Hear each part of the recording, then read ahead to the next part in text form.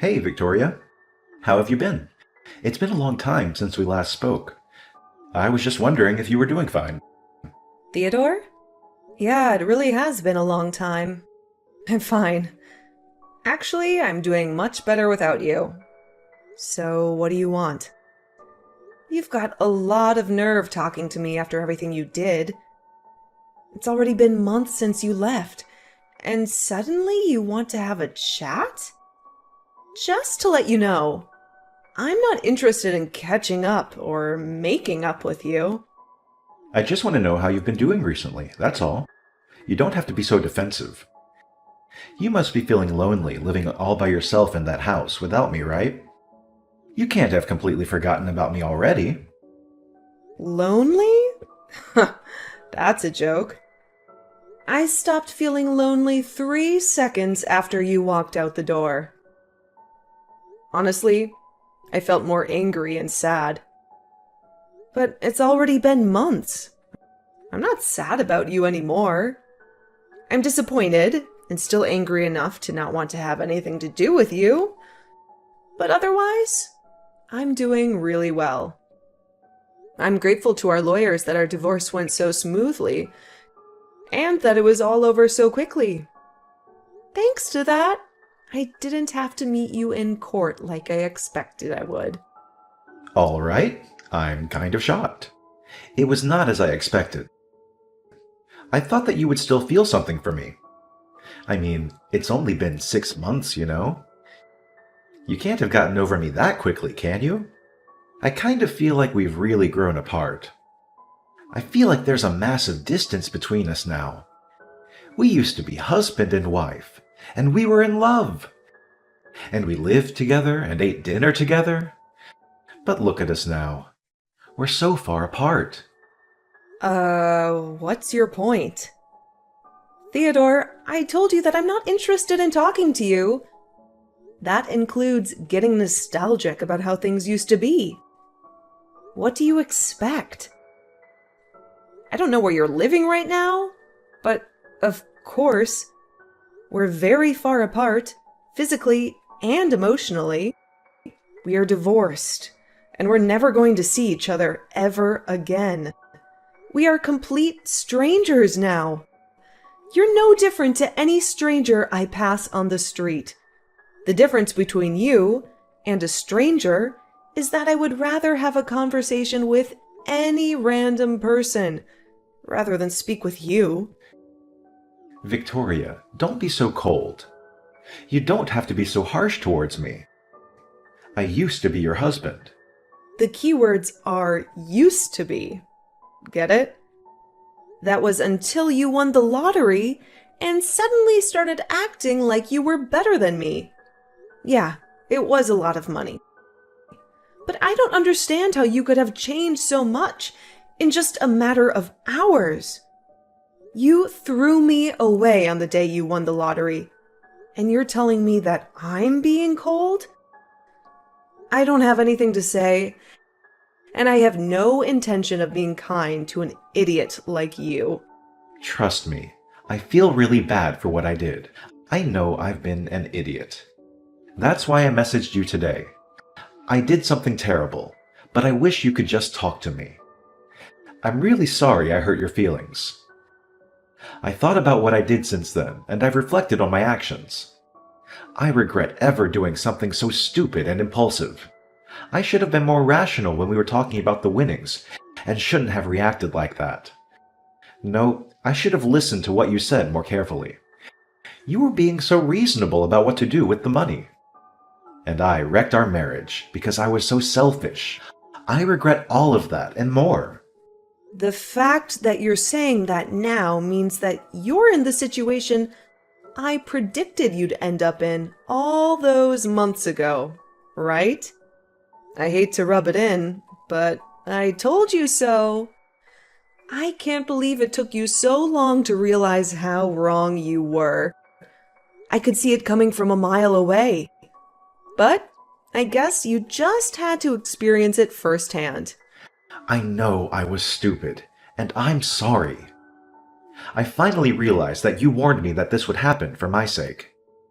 I was too blinded by the money to understand that you were only thinking of me. I wish I could go back in time and change everything, but I can't. I was so stupid, and I regret it all. Yeah, you were so stupid and horrible, too. I get that winning $3 million is a big deal. It's a lot of money. And it's not every day that such a large amount of money comes into your hand. I think anyone would panic and get big ideas about how they want to spend their newfound fortune. I was pretty shocked too, and I won't lie. I thought about all the amazing things we could buy. But the way you reacted was abnormal. Once you knew you had the winning ticket, nothing else mattered to you. You only cared about yourself and the money. I wasn't thinking straight. It was like I was in a dream state. I couldn't help myself. You know, I pitched this pretty reasonable plan for the cash windfall we hit, thinking we'd stash away a good chunk for our future and keep a bit for potential kiddos down the road. I wasn't eyeing your wallet. I definitely didn't talk about splurging it all on myself. But then you went off, yelling that it was your dough, and I couldn't touch a dime, insisting that it was for you to blow however you pleased. I never had any plans to grab a slice, but that's what you assumed. And then, like a poof of magic, you vanished, taking the money with you. You didn't even bother answering my texts until those divorce papers showed up. Even then, your only offer was alimony if I signed on the dotted line. 3 years of us went straight down the drain the second that cash rolled in, turning you into someone I didn't even recognize. I spent weeks mulling over what those 3 years meant to you, wondering if they meant anything at all. Eventually, I stopped dwelling on it, realizing I'd already blown 3 years and shouldn't waste any more time trying to figure you out. I know I was completely at fault, but it was $3 million. Neither of us had even had a tenth of that amount in our banks at one time.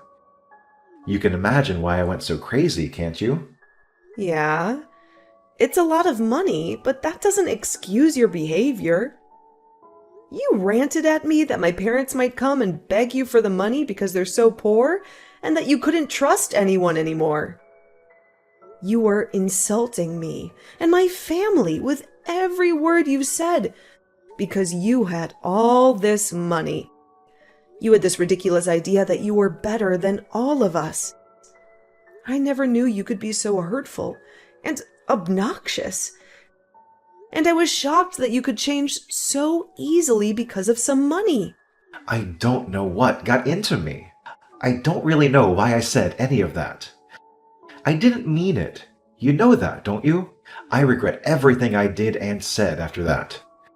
I wish I could take it all back. Really? It sounded like you meant it at the time. Don't try and run away from what you did. It's way too late for you to start begging me for forgiveness. I couldn't care any less about how guilty you feel. Your feeling bad isn't going to change anything. Anyway, what do you want? Let's get this over with. What are you talking about? There's a reason why you messaged me today, right? You didn't just message to apologize. No, really, I was genuinely concerned about you. I wanted to prove that I'd changed and felt remorse for my past actions. Plus, I admit I was a bit curious about what you did with the money I handed over during our divorce. Just wanted to know how you spent it, you know? Money? That's what piqued your interest? You're referring to the lump sum you coughed up instead of opting for regular alimony payments, right? Because you were keen on avoiding lifelong alimony, as I recall. Yeah, I handed you $200,000, didn't I? Sure did. What's it to you? What'd you do with it? It's my money, Theodore. What I did with it is my business. You didn't slap any conditions on it when the court settled the amount. Well, it was my money originally. I figure I have a right to know what happened to it, and maybe have a say in it, regardless of what the court decides. And if you've got any left, I was kinda hoping you could kick it back. You always were the smart one with money. Thought maybe you'd still be swimming in it. Hold on. You can't seriously be asking for it back. No way. I'm not parting with it. Yeah, it was yours when you had it.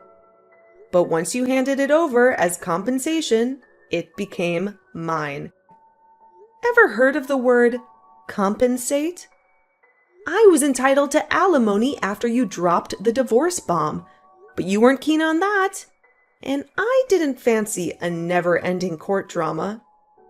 So, I took that lump sum, and I don't owe you a penny back. Sure, it was compensation, but I could afford to be generous at the time because I had a boatload of cash. But things are tight now, and I need some financial help. It'd be a lifesaver if you could toss it back my way. Technically, it's my money, so I shouldn't even have to ask. Trouble?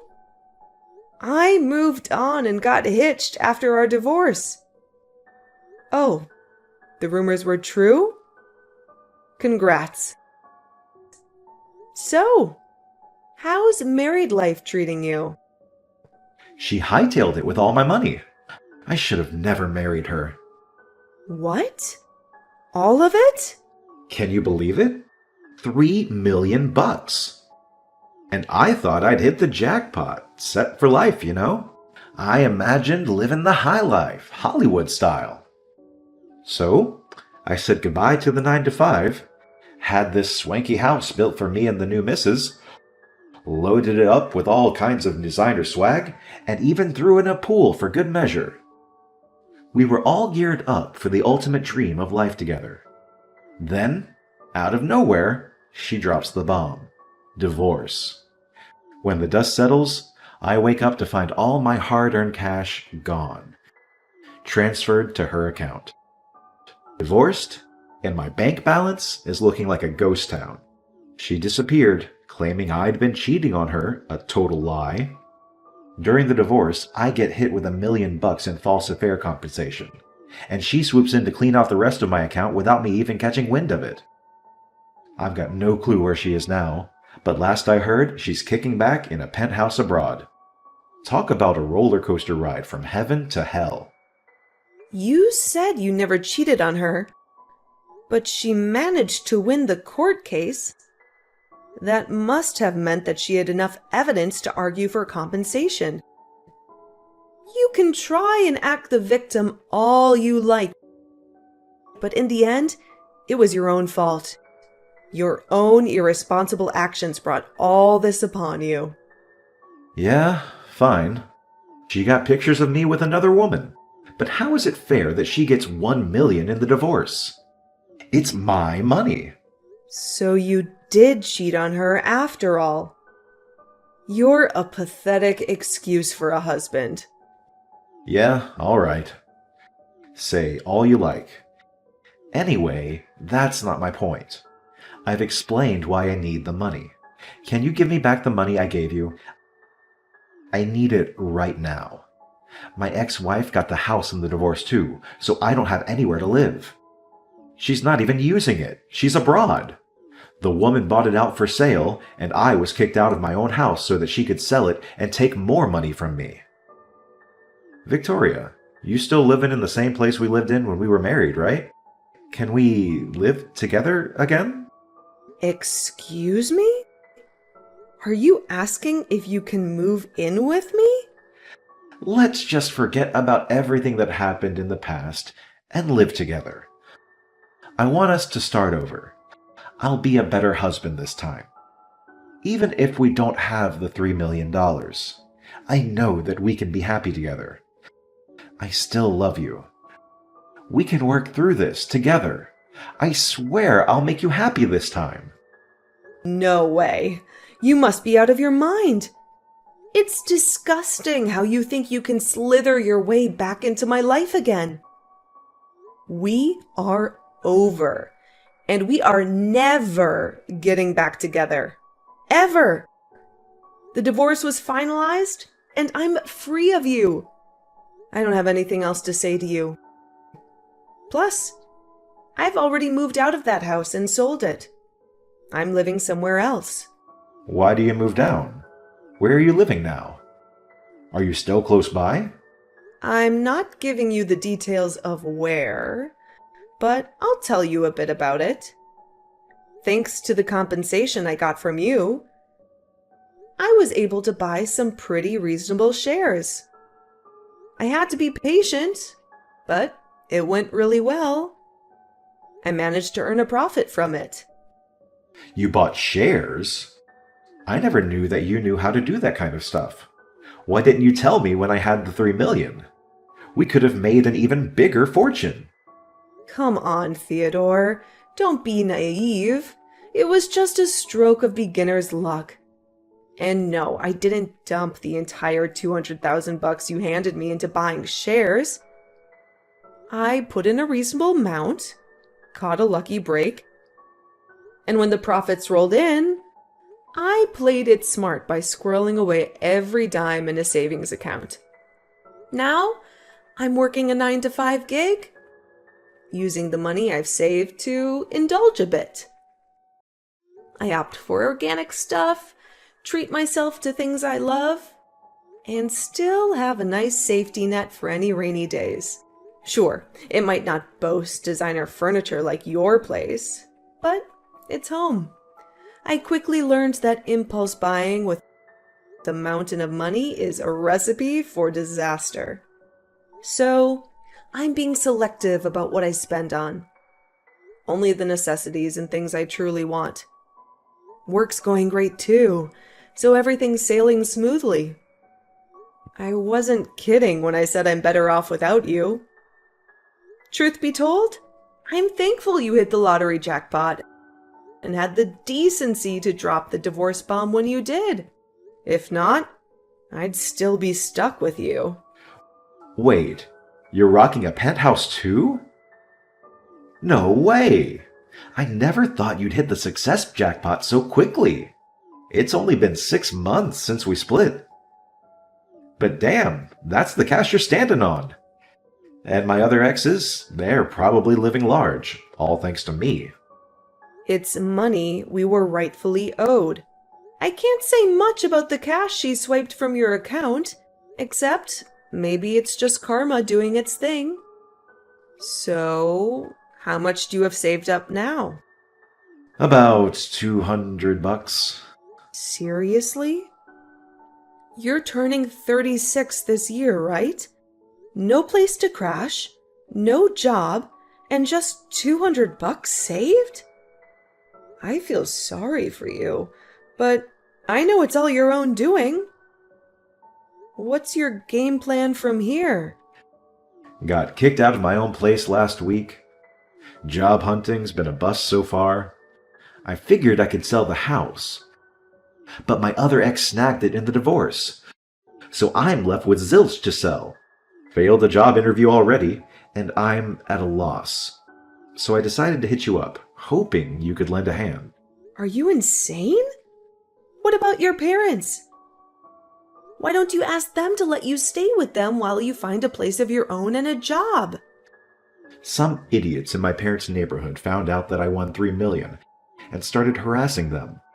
Most of it was really childish, throwing toilet paper around. But they were getting death threats in the mail and stuff too. Some magazines are asking for interviews nonstop. My parents ended up moving away, and they cut ties with me. I need your help, Victoria. I don't have anyone else. You're the idiot, Theodore. That's the reason why I warned you about bragging about your win to everyone. Just because you won $3 million doesn't make you better than everyone else. I told you that you shouldn't get carried away, didn't I? But you didn't listen. And you lost a lot of friends. And made a lot of enemies in the process. I know I regret a lot of what I did. I regret not listening to you the most. Because none of this would have happened if I just did as you said.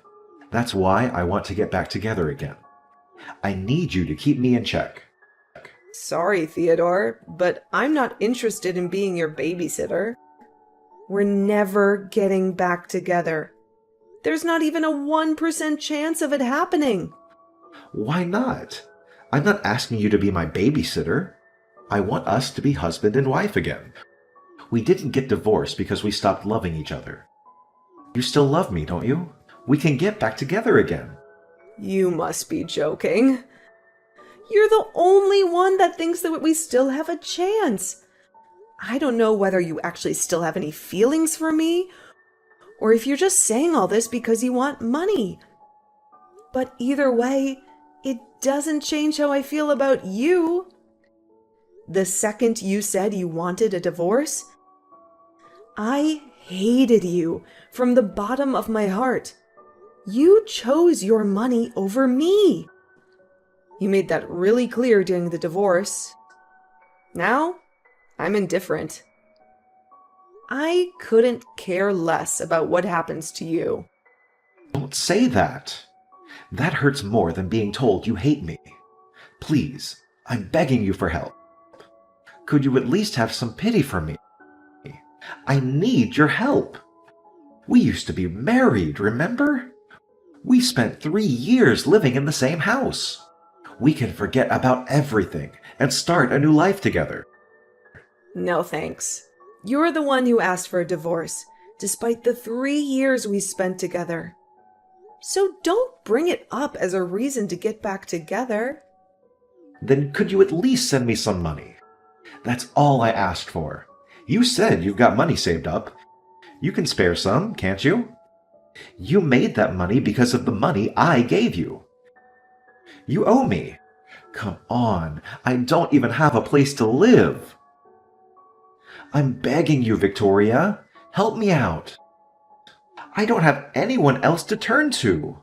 I don't have any obligation to help you.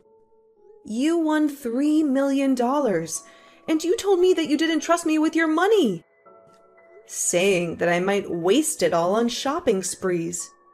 Only God knows where you got the idea I would do that.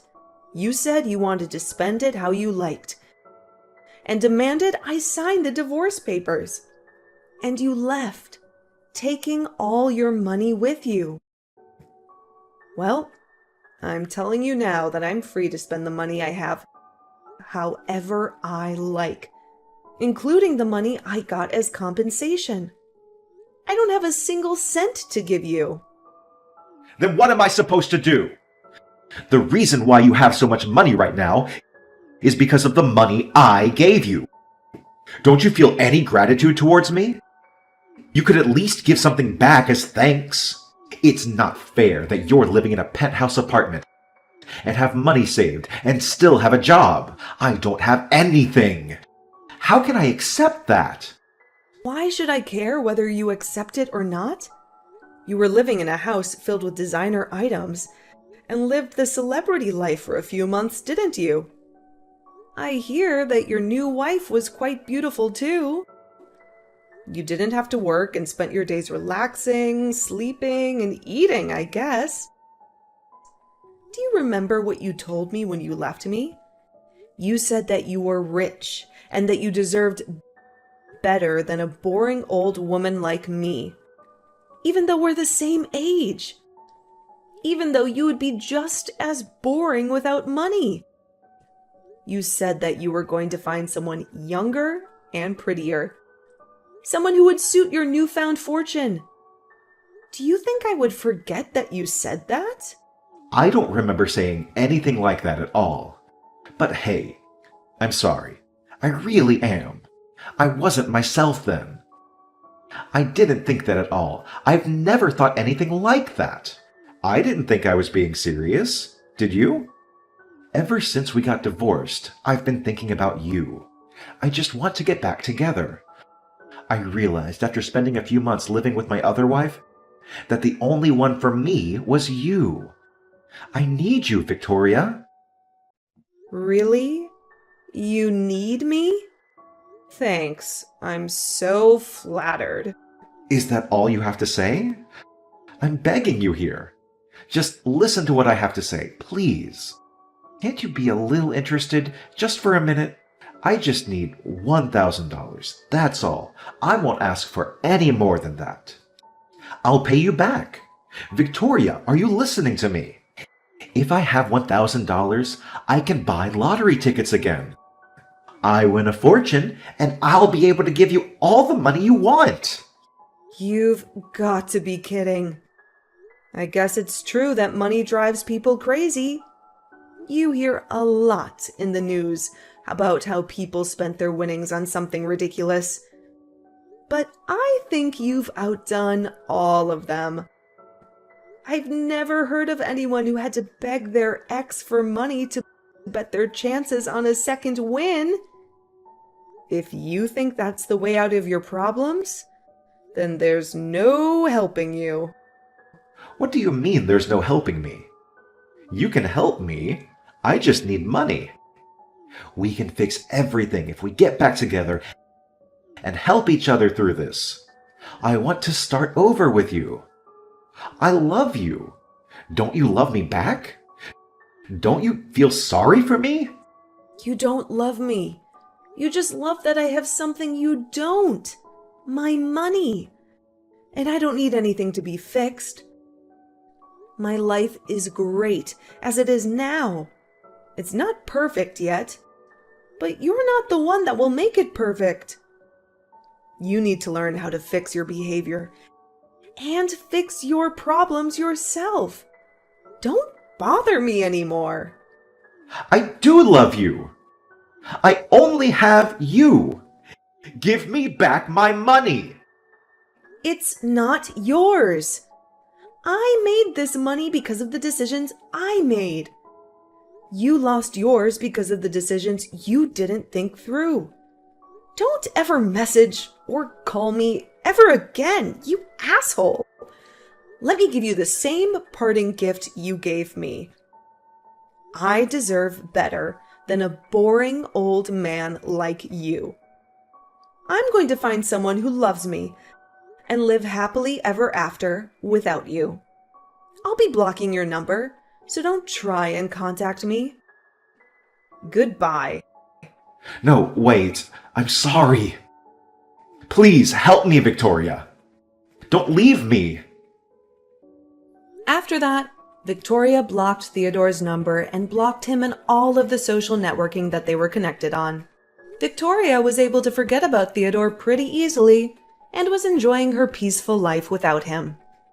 She was living her ideal life, focusing on her career and coming home to the apartment she had taken care of to furnish with things she loved. Theodore, however, had used up what remained of his savings and still couldn't pass an interview because of his obvious lack of work ethic. He didn't change his attitude and blamed the interviewers for not passing him. As a result, he started borrowing money from loan sharks, and with that money, he began gambling at his nearest casino. Of course, it wasn't that easy to make a fortune, and the gambling only made his debt bigger and bigger. He was digging his own grave, but he still didn't change his attitude. After realizing how big his debt had gotten, he became desperate.